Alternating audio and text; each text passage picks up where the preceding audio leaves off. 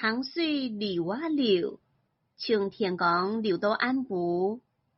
什么人嘅树，不让人嘅树，老阿婆嘅树，食过几多扣衫褲，错过几多烂皮蛋。上礼拜日，我哋一屋客人去庄下尋民宿公了。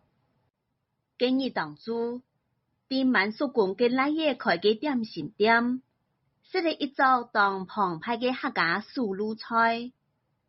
佢兩公婆同民宿公同樣留啲故鄉，聽說保存老古董同發揚傳統文化。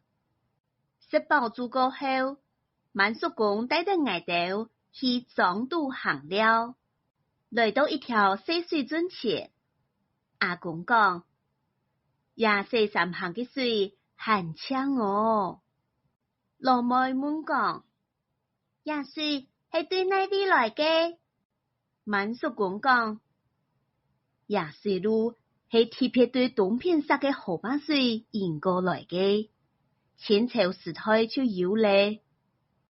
我指定家啲水準好嘅石頭講，一條白白淨嘅石頭係愛做乜嘅用？阿爸應講，也就係頭擺人用嘅洗衫餅。我閒細嘅時節，阿婆就啲也啲洗鬼屋客人嘅衫褲。阿婆沙定講，係呀，頭擺還冇有水土水嘅年代。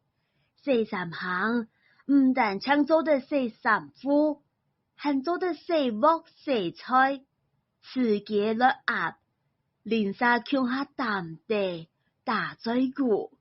洗衫行沙變做小食教溫同放鬆嘅素材。阿妹講，一下洗衫機按呢片，洗衫店未遇到。故說也洗衫行就變做一項文化保存，未係外地人當後來留了嘅景點。